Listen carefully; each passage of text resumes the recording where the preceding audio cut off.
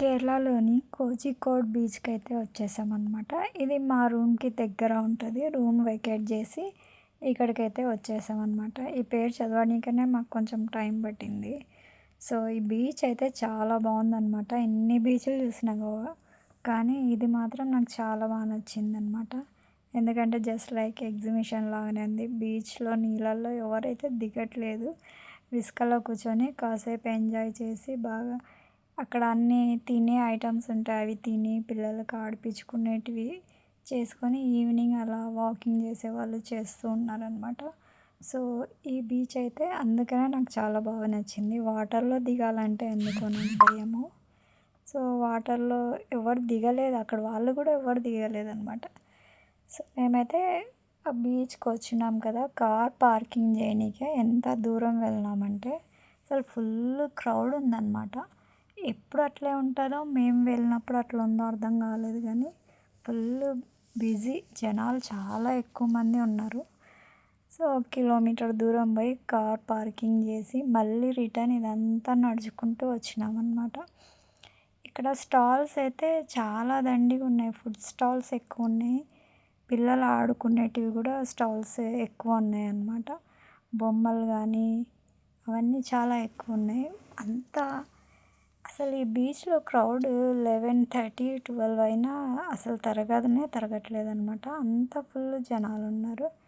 చూడండి, మేము పార్కింగ్ కోసం ఇంకా వెతుకుతూనే ఉన్నాం. బీచ్ స్టోరీ మొత్తం అయిపోయిన పార్కింగ్ మాత్రం ఇంకా రావట్లేదనమాట. అంత ఫుల్ ఉన్నాయి. మొత్తం జనాలు అందరికీ కార్లే ఉన్నాయన్నమాట. మొత్తం కార్ పార్కింగే ఫుల్ అయిపోయింది. సో, కార్ దిగి అలా అయితే బీచ్‌లోకి నడుచుకుంటూ వెళ్తున్నాం అనమాట. ఇవన్నీ ఫుడ్ స్టాల్స్. ఇక్కడ వీళ్ళు మాత్రం ఉప్పు నీళ్ళల్లో నానబెట్టిన వెజిటేబుల్స్ ఎక్కువ తింటారనమాట. ప్రతి షాప్‌లో అవే ఉన్నాయన్నమాట.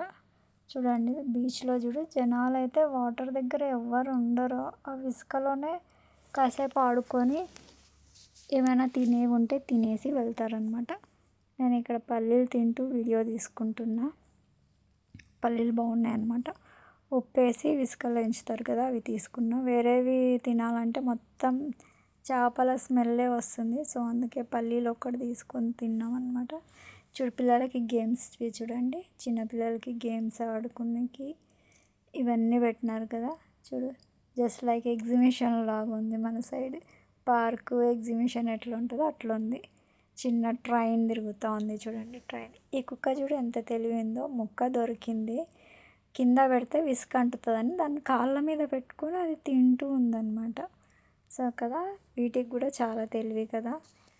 సో, ఇంకా అలా చూస్తుంటే ఇక్కడ క్యామెల్ మీద ఎక్కించుకొని అట్లా ఒక రౌండ్ తిప్పుతారు. దానికి 100 రూపీస్ అంట.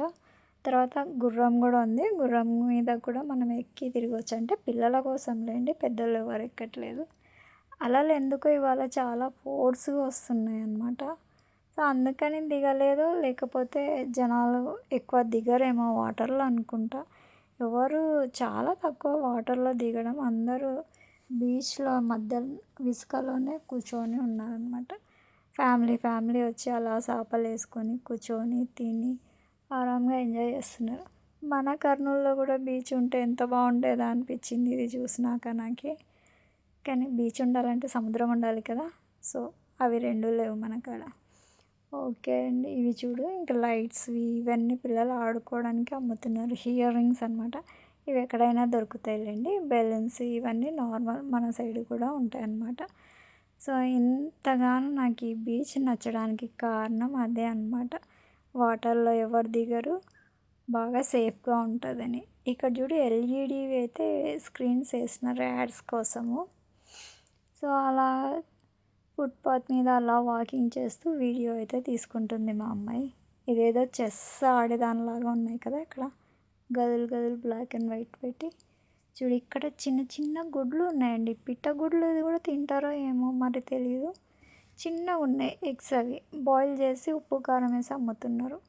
సో, చాక్లెట్స్ది, ఐస్ క్రీమ్స్వి ఇవన్నీ ఉన్నాయన్నమాట స్టాల్స్. వీళ్ళైతే ఐస్ క్రీమ్ కొనుక్కోవడానికి వెళ్ళారు. నాకు ఇంకా ఇక్కడ ఎక్కువ చేపలు ఫ్రై చేస్తున్నారు. సో, ఆ స్మెల్ పడక దూరంగా ఉన్నా. ఓకే అండి.